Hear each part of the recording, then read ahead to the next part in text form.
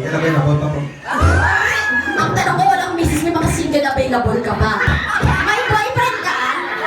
May boyfriend ka? Anong pangalan? Joshua! Joshua! Andito siya? Yes! Pakilala ka lang kay kuya. Pagkain ka lang. Ay, hi, kuya! Hindi pwede yun ha, hindi pwede. Thank you so much, Gabby. Mag-aaway ang buong pamilya nila. Kaya talaga nagkakatid kayo dito ng ano.